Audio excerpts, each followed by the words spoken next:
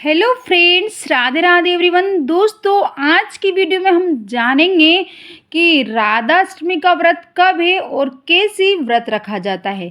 साथ ही इस व्रत को करने के कौन कौन से नियम हैं। राधाष्टमी का व्रत कितने दिन तक किया जाता है। राधाष्टमी व्रत में पूजा किस समय की जाती है। राधाष्टमी में दोपहर का पूजन किस समय किया जाता है। साथ ही राधाष्टमी के पूजन सायंकाल का, शाम के समय का पूजन कब किया जाता है और राधा रानी की अष्टमी का जो व्रत है उसमें क्या खा सकते हैं हम, क्या नहीं खा सकते। तो राधाष्टमी से संबंधित बाकी सारी जानकारी आपको इस वीडियो में दी जा रही है। तो आप लोगों से मेरा रिक्वेस्ट है कि आपने अभी तक हमारे चैनल को सब्सक्राइब नहीं किया है तो चैनल को सब्सक्राइब करें। साथ ही वीडियो को बिना स्किप किए एंड तक जरूर देखिएगा दोस्तों, ताकि कोई भी जानकारी आपसे नहीं छूट पाए। साथ ही हम आपको बताएंगे कि राधाष्टमी जी के व्रत में केक का भोग लगाया जाता है या नहीं।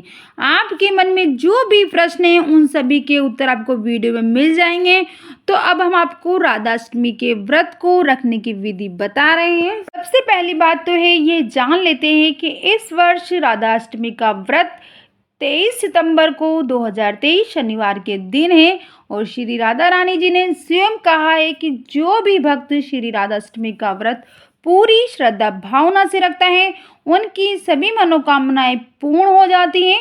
राधाष्टमी के व्रत का इतना महत्व है कि अगर आप व्रत कर लेते हैं राधाष्टमी का, तो ब्रह्म हत्या, गो हत्या जैसे पाप से भी आप मुक्त हो सकते हैं और आपकी सारी मनोकामनाएं एक व्रत को करने से पूर्ण होगी। तो क्यों ना हम राधाष्टमी का व्रत करें। अगर आप नहीं करते हैं तो इस साल जरूर से राधाष्टमी का व्रत आपको करना है, क्योंकि एक व्रत करने से हमारी राधा रानी बहुत ही खुश होगी। और अगर हम हमारे कान्हा जी के पास जाना चाहते हैं, उनको खुश करना चाहते हैं, तो पहले आपको राधाष्टमी का व्रत करना होगा, क्योंकि एक ही मार्ग है कान्हा जी के पास पहुंचने का, वो है राधाष्टमी का व्रत। पहले हमको राधा रानी को खुश करना होगा, उसके बाद हमारे कृष्ण कन्हैया लाल खुश होंगे। देखिए, राधा रानी जो राधाष्टमी का दिन बहुत ही शुभ होता है। अगर आप पूजा करने के लिए राधा रानी की प्रतिमा या मूर्ति या फिर चित्र जो भी आप अपने घर लेकर आ रहे हैं राधाष्टमी को, तो उसकी प्राण प्रतिष्ठा जरूर से करें। जिस तरह से हम कृष्ण जी का जन्म करवाते हैं, इस तरह से हमारी राधा रानी का जन्म नहीं करवाया जाता है, क्योंकि राधा रानी प्रकट हुई थी, उनका जन्म नहीं हुआ था। कमल के फूल के रूप में वो प्रकट हुई थी, क्योंकि हमारे कृष्ण कन्हैया लाल का जन्म भाद्रपद की कृष्ण पक्ष की अष्टमी को रात को 12 बजे कृष्ण कन्हैया का जन्म हुआ था। वहीं हमारा राधा रानी का भाद्रपद की शुक्ल पक्ष की अष्टमी को हमारी राधा रानी का ने प्रकट जन्म नहीं हुआ था, वो प्रकट हुई थी। तो दिन के 12 बजे हमको पूजा करनी है।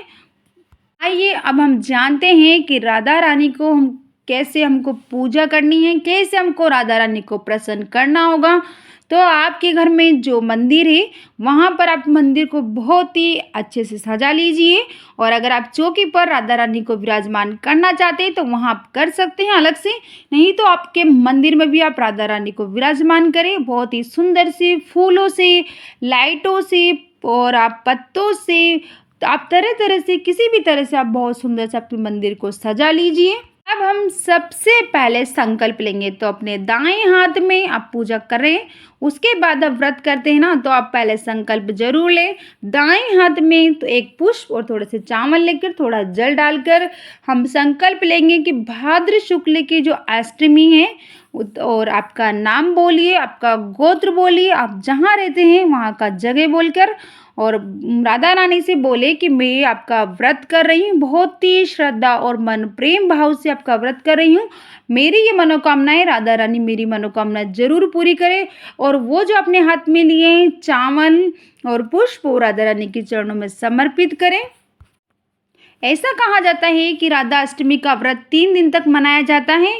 मतलब त्योहार 3 दिन तक मनाते हैं, व्रत 1 ही दिन किया जाता है। राधा अष्टमी के 1 दिन पहले और राधा अष्टमी के दिन और राधा अष्टमी के 1 दिन बाद तक 3 दिन तक ये राधा अष्टमी का त्योहार मनाते हैं। अगर आप व्रत करते हैं तो आपको 3 दिन तक नॉन-वेज नहीं खाना है। आप खाते हैं तो 3 दिन तक आपको बिल्कुल नहीं खाना है, नहीं खाते हैं तो बहुत अच्छी बात है। अब आपको बताते हैं कि आपको पूजा कैसे करनी है। तो राधाअष्टमी के दिन सुबह-सुबह जल्दी ब्रह्म मुहूर्त में उठकर स्नान आदि करें। स्नान करने के बाद आपको अच्छे साफ-सुथरे वस्त्र पहनकर बाल भोग बनाइए। कृष्ण भगवान के लिए, राधा रानी के लिए बाल भोग बनाएँ। उसमें आपको मिठाई बना सकते हो आप, हलवा, खीर, जो भी आप मीठा आपको बनाना आता हो, आप मिठाई बनाइए। अब हम राधा रानी की पूजा करेंगे, तो अपने मंदिर में स्थापना करिए तो वहाँ आप करिए, नहीं तो आप चौकी पर बिठाकर उस पर लाल और या पीले रंग का वस्त्र बिछाकर राधा रानी को विराजमान करेंगे। साथ ही हम अब राधा रानी की जल से शुद्धिकरण करेंगे। तो हमने जल से शुद्धिकरण करा है, जल के छींटे लगाए हैं, साथ ही हम अब रोली का तिलक लगाएंगे।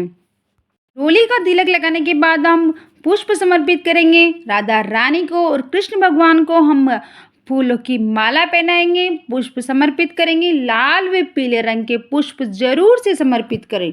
उसी के साथ राधा रानी के लिए चुनरी और श्रृंगार का सामान जरूर से समर्पित करें, क्योंकि महिलाएं अपनी संतान की प्राप्ति के लिए, अपने घर की खुशहाली के लिए, राधा रानी को खुश करने के लिए राधा अष्टमी का व्रत करती है।